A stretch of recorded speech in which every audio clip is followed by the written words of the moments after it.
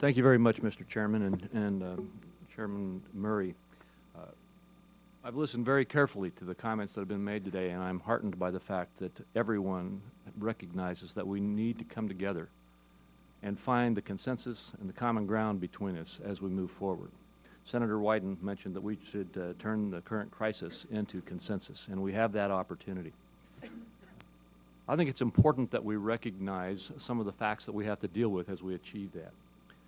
I've started to hear talk, not among us here, but I've started to hear talk recently that we don't really have a debt crisis anymore, that the Congress has been responsible in the past few years. We've passed $2.5 trillion of the $4 trillion that we needed to achieve, and that we are well on our way now to climbing out of the problem that we face. Well, the reality is that we do still have a debt crisis. The $2.5 trillion that is talked about is essentially made up of about $500 or $600 billion of tax increases, and a Budget Control Act that was passed in the face of the last fiscal crisis in 2011 that requires Congress to stick to that budget for 10 years.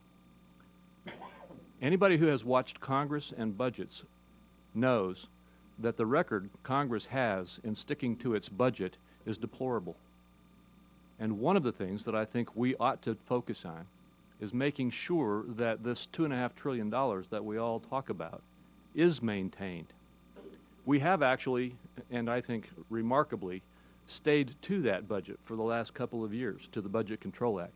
And as a result of that, at least with regard to discretionary spending, we are now starting to bend the curve down.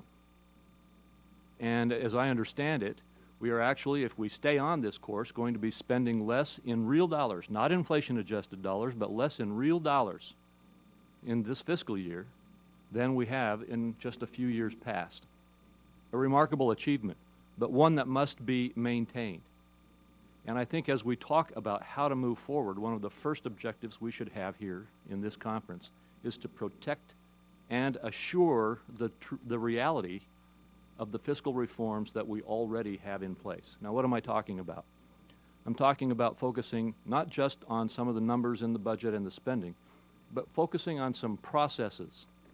I think one of the best things this committee could do is to establish some processes to help us move forward and assure and protect the existing achievements that have been made, budget enforcement processes that will help us assure that Congress sticks to the agreements that it does make on the budget, and then set forward some processes to help us move into the larger, what has been called grand bargains.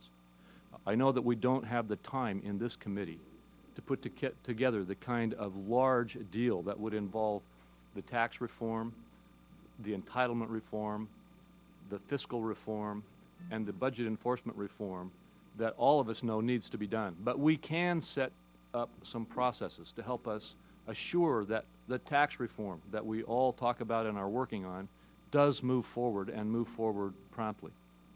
Processes that assure that Congress will not break its budget, as it has almost a perfect record of doing. Processes that will help us deal with future lapses in spending and potential government shutdowns in the way that Senator Portman's bill and others have proposed, to help us get a functioning and smoother process to deal with these crisis points that we seem to lurch between. Processes to help us deal with the debt ceiling as we reach the debt ceiling, and hopefully help us reduce the stress that we put on our economy in the political battles that we have here.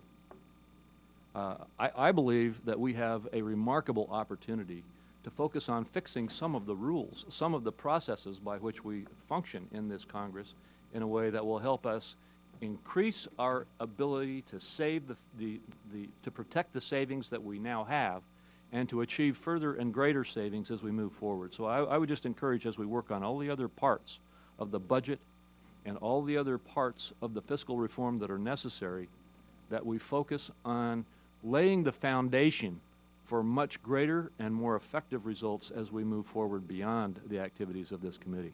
Thank you.